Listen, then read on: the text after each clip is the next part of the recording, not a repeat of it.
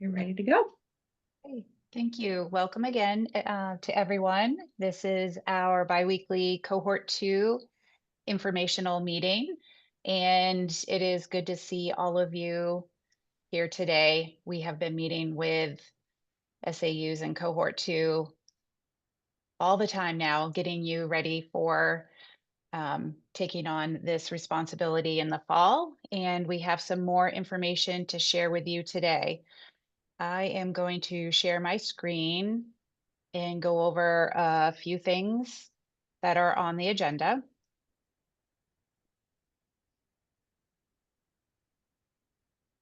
Okay, can everyone see my screen? Great. So the first thing that we wanted to provide some more information on is registering students. At our last meeting, we had Allie Cooks in here from the data team, and she shared more of the technical side of registering students in regards to um, the synergy and our new data system that's coming and how you would register students. Today, I wanted to provide you with some more information on more of the personal side of registering students. One thing is you have to remember that students that are in currently in CDS have not officially registered in CDS. They've gone through an intake process, but they've not had to register like you would expect a student entering into pre-K or kindergarten. So some of this, unless they've had older siblings go through a school district, some of this may be new to them. So we wanted to provide you some information, just some ideas, suggestions. None of these are required, just some things to get you thinking about how you can start engaging with the families that you will officially be responsible for early childhood special education for these families in the fall. I will also say this was one of the topics that Cohort 1 said, I wish I had known about this sooner. So we want to make sure that we're providing you this information earlier as well.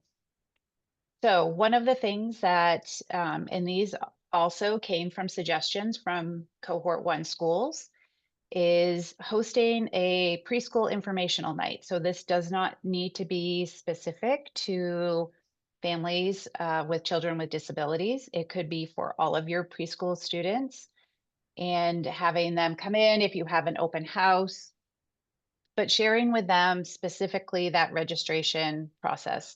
Many of you, probably most likely right now, are going through preschool screening. So that is also something that you can engage families in CDS, even though we know that screening is a child find activity. Sometimes that is just a natural way to invite parents into your school to be part of that process. This open house, if you or informational night, you could share with them things about your curriculum or benefits to being in a pre-K program. If you have multiple options for your pre-K parents, if you collaborate with Head Start or other community partners, you could talk about the different programs that you offer. And then really talk about the registration process. What is required for the parents to have for documents? What type of information they'll need to have? And then how are they supposed to do that? And we'll talk a little bit about that. But this is specific to if you were to have an informational night. Um, the one thing that also that we hear from families is they want to know who they can contact at the public school. Is it the special education director? Is it the principal?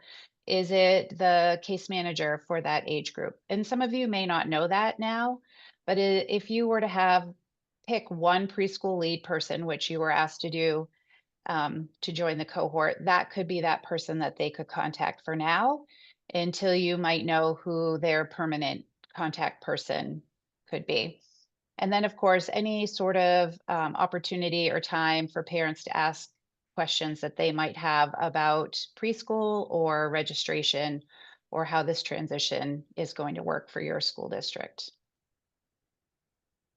So some other ideas, if you wanted to create an informational flyer and make sure that for all of these suggestions, if you serve multilingual population in your catchment area, that you are offering all of this information in the different languages as much as possible.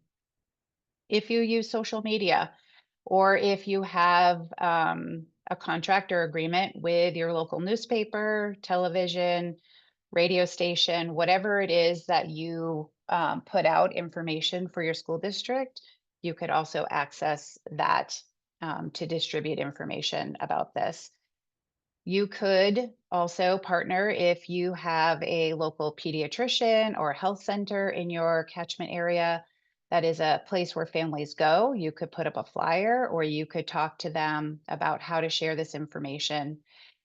Once again, this is also a great opportunity to talk to your local community partners about Child Find as well.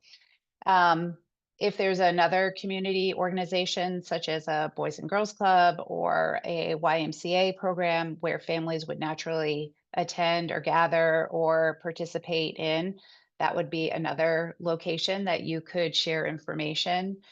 And then if there are any local events, so some communities have spring flings, they might have farmers markets, they might have other opportunities where community members join and you could share that information.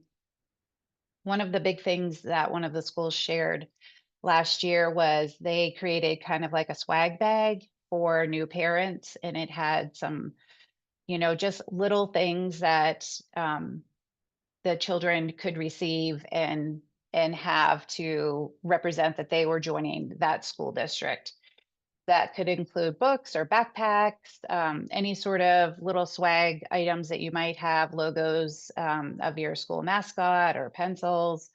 And then also, if you wanted to do some sort of raffle to incentivize parents in registering their students as well.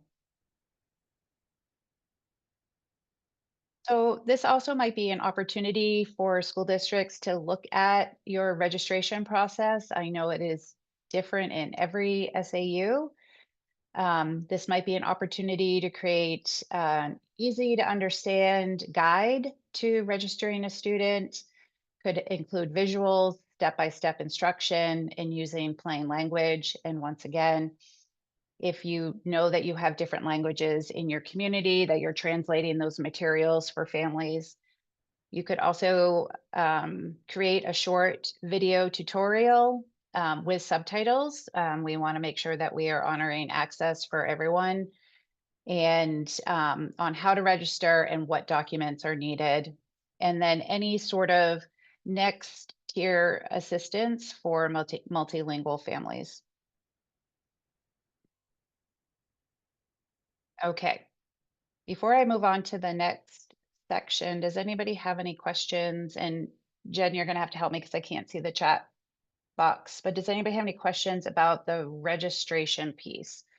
The other thing I want to mention is registration is not just for the children that enter into your building, into your pre-K, it is for the children in your mixed delivery system as well.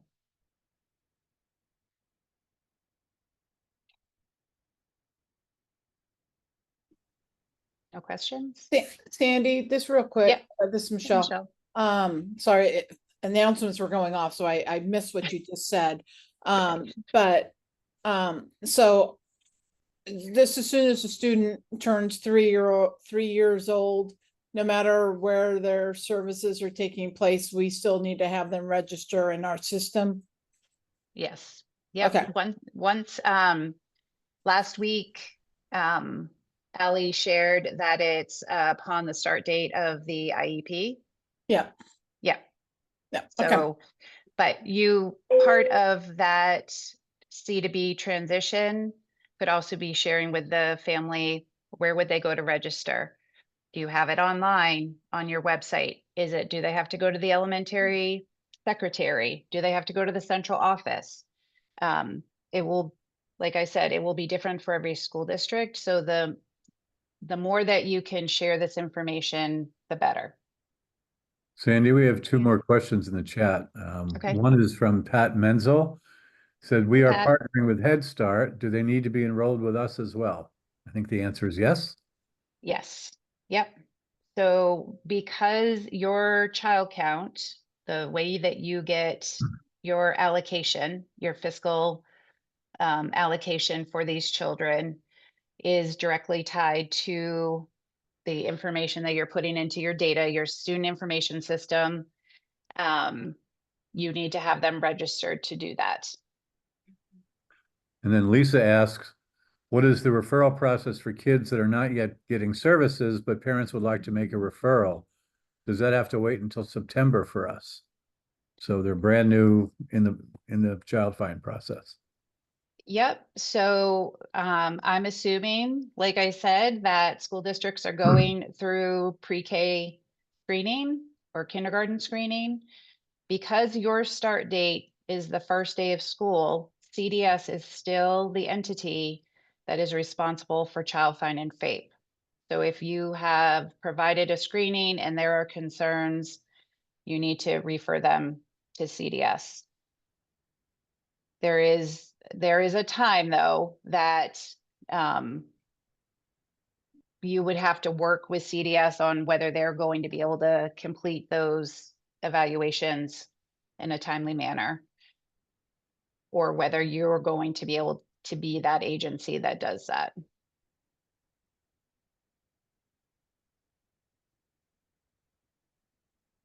Okay, any other questions about registration?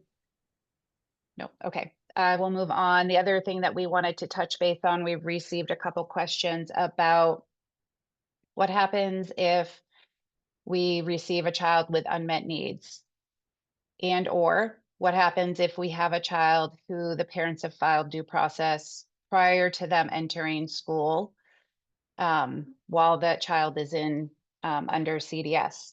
And so the law clearly states that child development services continues to be responsible for due process and shall pay 100% of cost for the compensatory services for children under Part B 619. So let's say you are receiving a child with unmet needs during this transition.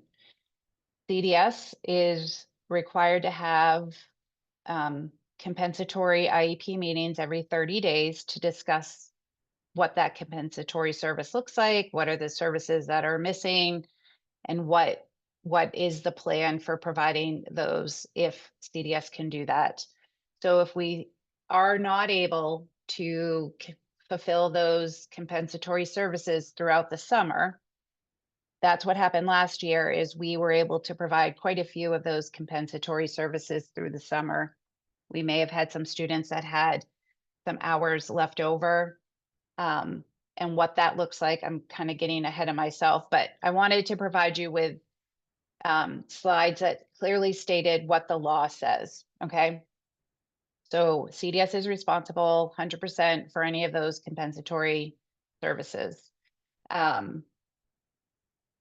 We're also required, CDS is required to schedule an IEP meeting to discuss those prior to the transition. What we found is that the timeline, because you are on the first day of school and we are providing those services right up until that time, we scheduled them last year in September and early October. And what that is we will then review any leftover compensatory service hours. We will develop a plan in collaboration with the school district. 99% of the time, the school district is the entity that will carry out those compensatory services if there are any left over, and CDS is paying for them. So this slide kind of details what CDS's responsibility is. We're responsible for scheduling that meeting and hosting the meeting. The SA, in collaboration with the SAU, the SAU will attend. We will report out what is continued to be owed, and then the team will come up with that plan. So The SAU would attend that meeting. You would be part of that collaborative conversation. And then if you are the program that is going to provide those services, you would invoice us for those compensatory services. So any questions on that?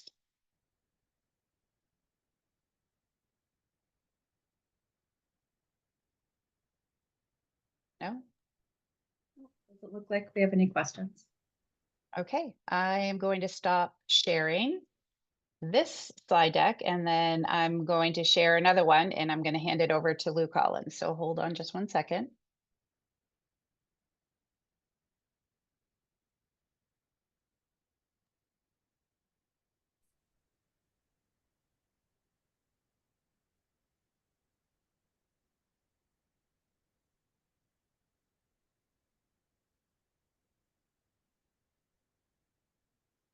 Is it coming up?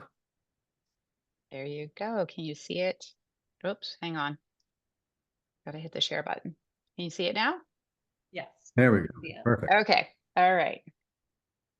Hi again. I'm Lou Collins. I'm a distinguished educator working with the department on this. I'm a newly retired superintendent and special ed director. And I also was a CDS director, so I've seen this from both sides of the coin. Developmental delay. For those of you in CDS, you already know what all this is about. But for all the you SAU folks out there in cohort 2, this is probably new to you. And we're going to go to the next slide. Mhm. And these are the folks. And I'm looking good there. So I just want you to know that in CDS land, for all children under age 3, the only eligibility category is developmental delay.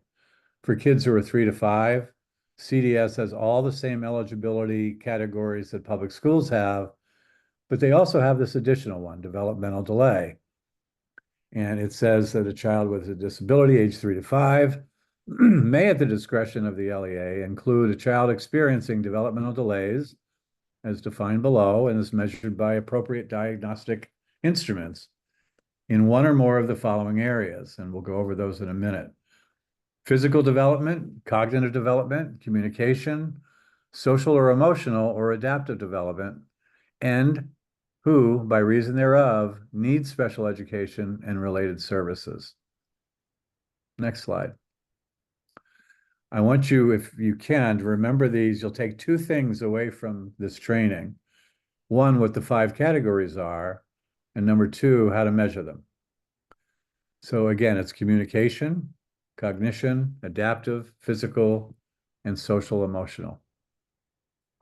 Let me go to the next slide. And here's a big question for all of you out there. When do we not consider developmental delay for a kid 3 to 5? A, very important, if a child already has a recognized disability such as autism or speech or language, we shouldn't consider testing for DD. There would be no purpose in that. If a child already has a full evaluation and the district accepts it and adopts the category other than DD, so we would not be exploring that category if we already have one. Next slide. This, if you remember, some of you might remember the old LD rules way back when, and these are going to look an awful lot like them. Of those 5 categories, if a score comes out at 1.5 standard deviations below the mean, which is a score of 85, actually, that's 77. It's 77.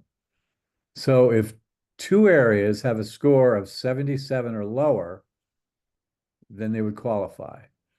If one of the scores is 77 and all the rest are in the 80s and 90s, they wouldn't qualify. But if a child has 2 standard deviations in just one of those 5, so a score of 70 or lower, then they would qualify. Very much like the old LD standard where it was 2 scores, 77 or lower, 1 score of 70 or lower. And scores must be using the composite, not subtests. I remember back in LD land, we'd be going over a subtest, and folks would be arguing for eligibility based on just that. Composite scores, folks, is what the key is. And we use two basic assessment tools to get this. The Battelle Developmental Inventory, the BDI, or the DAISY, and someone else smarter than me knows what DAISY stands for. But we could put it in the chat maybe, because I don't remember. You will be receiving training in these assessment tools. Sandy, I don't know when they're scheduled for, but I know that cohorts get them before they have to start using them. Yep, we will be pushing out information on that soon. So in the next slide, you all remember this. Everybody in public schools and CDS, I'm sure, remembers this. The identification of a young child with a developmental delay will include an observation of the child in the learning environment or environment appropriate for a child of that age. It may be Head Start, it may be a private daycare. In some cases, it may be at home. And we're doing that to document educational performance and behavior. And the observation will be done by special ed personnel other than the provider. And the next slide. And if you are an SAU, you all love this form. I remember it dearly. I remember filling it out. And it should be completed by the IEP team whenever there's a meeting to determine eligibility to begin with, initial eligibility. And you have to do this as well if you're considering changing eligibility, either dismissal or a different category. So remember, the adverse effect doc is the thing you're going to go over along with the evaluation and the observation. And you want to document what is the adverse effect. Sometimes it's not as easy to see as we think. Next slide. There is a provision that's been in the law for many, many years. A 5-year-old who has transitioned from CDS to a public school and was eligible under DD by CDS, and for whom the IEP team cannot achieve consensus on a Part B criteria for the current year, the kindergarten year, the school district may continue the eligible child under the DD category for that year. It doesn't happen often, but you can do that as a school district. But during that year, the IEP team will determine by means of further evaluation, assessments, and observations whether the child will be a child with a disability under Part B criteria. And that's during the kindergarten year if you choose to continue with DD in kindergarten. Next slide.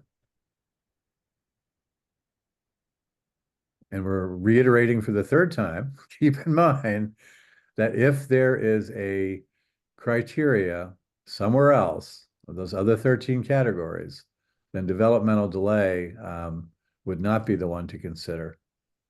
But if you can't, then obviously that's where you'll be heading. You'll be using your BDI or your DAISY to see whether or not they qualify by those scores: 2 scores, 77 or lower, 1 score of 70 or lower.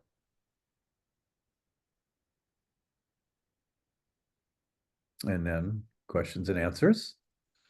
I know that's a lot of information. If you're new to this as a public school district, I remember first trying to understand and wrap my head around developmental delay. But if you remember what the 5 categories are, and you remember the score keeping, just like with the old LD document, then it's not going to be difficult for you to have a team meeting and make that determination. I don't know if there's questions in the chat. Let's see. Developmental assessment for young children. There's the DAISY. I finally got it. Thank you, Jackie.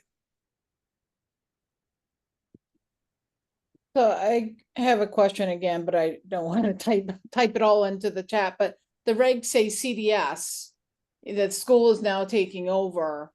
And, you know, are the regs going to be changed in that language so we can still identify, because these kids are now under our catchment area, you know, under our umbrella? Because it What a won't great be Sandy CDS, question. it won't be CDS identifying them, it'll be public schools. I'm going to say yes, I know Aaron probably just jumped on. Good to see you, Aaron. I will turn it over to her Oh, as yeah, our okay. user expert.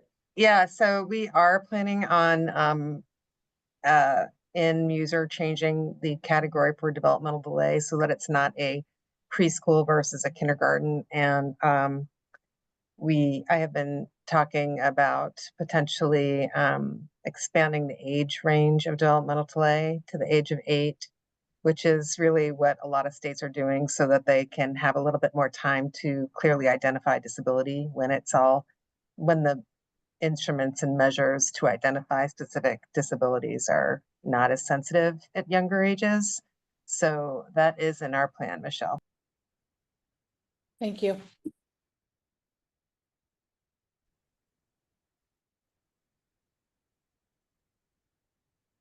Any other questions? And just so you know, we are going to be setting up those trainings. So getting you the dates for those soon. And I know that there probably will be more questions about developmental delay once you take those trainings. So we are, both Lou and I and the staff at CDS and the trainers will be able to help you with any further questions as well. Erin, are you prepared for me to share my screen and have you talk about the next 2 topics? Okay. Oh, I'm gonna mute myself though. Yes, that would be I was confirming that, but I forgot I was on mute. Sorry. Okay, so here you go. 676. Okay, this is great. I love this visual that Sandy put together. She gets all the credit.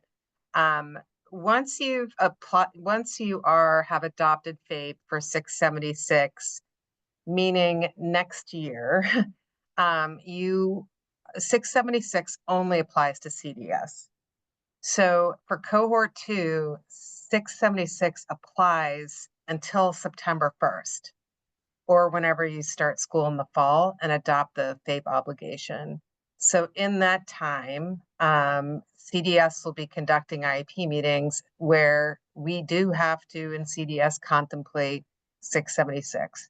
However, if a child is identified for 676, the ECSE, Early Childhood Special Education Funding, does support that student as they move forward in an additional year of preschool. So after, this is the last time that 676 will be in play right before the school year or during the school year, because again, the 676 only applies to CDS. If, however, you're contemplating retention in preschool after you take this on, so like, let's say next year, you're thinking about retaining a child in preschool, the ECSE funding is not, you're not qualifying for this, as the child will move into the EPS funding formula. And the reason for that is because we can't incentivize retention through state funds or special education funds. So just so you know, this year you would have 676 funds available to you for these children. Next year, because it would technically be retention, they would move into your EPS funding formula as an upcoming kindergarten student.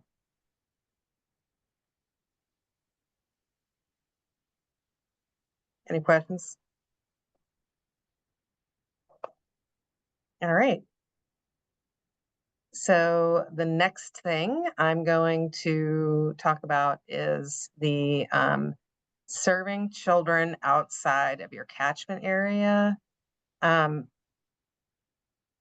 You are responsible for early childhood special education who reside within your boundary. And they may attend your preschool programs, or they may attend a collaborative program that you have in your community.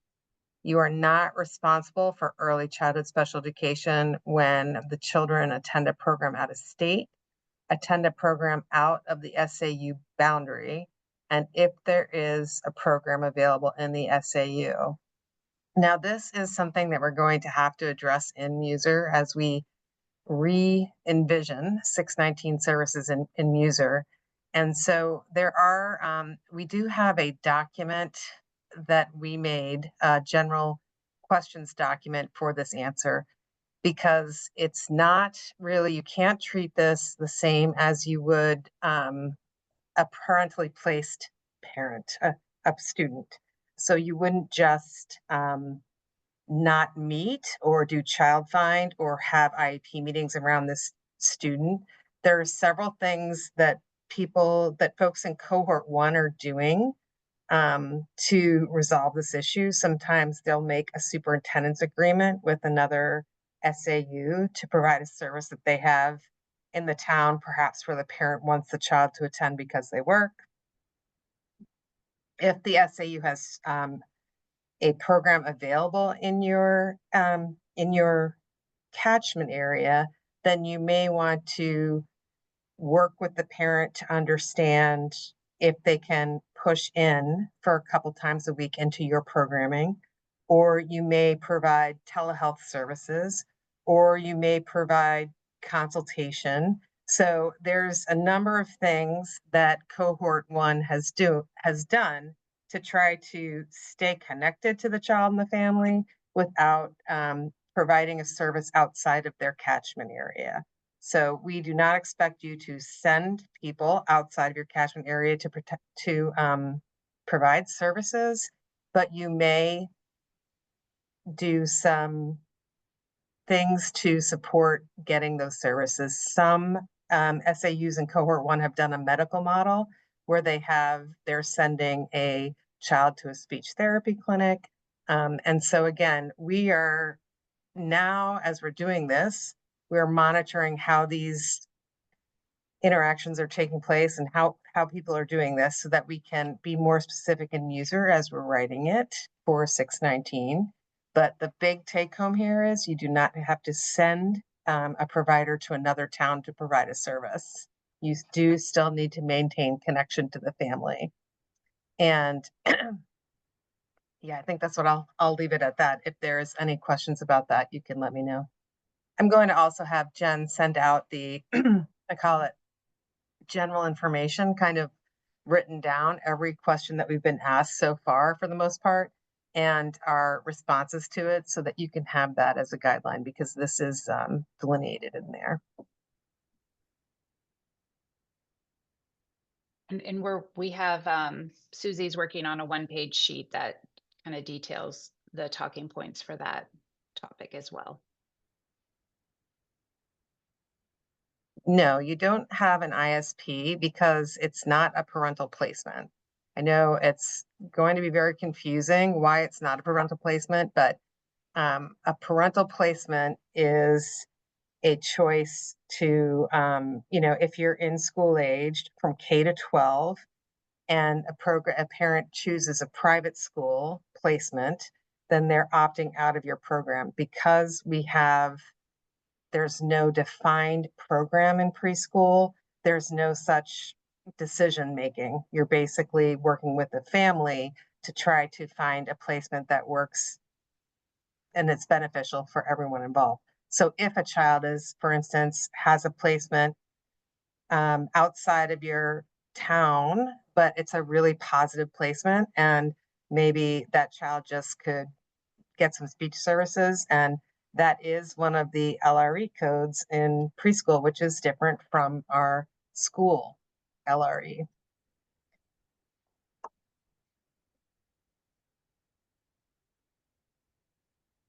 So Michelle, does that make sense?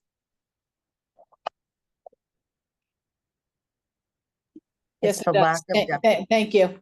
Yeah, it's the lack of definition of what preschool is that makes it not a clear parental choice.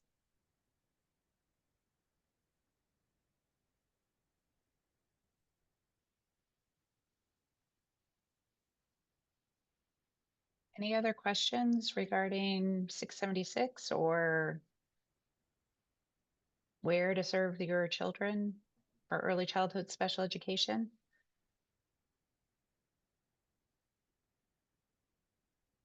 If you need thought partners on how to have those conversations, we're here for you. We can, if you have some scenarios that you want to pass through, we would be happy to help you kind of to do some thinking around how you might want to provide support.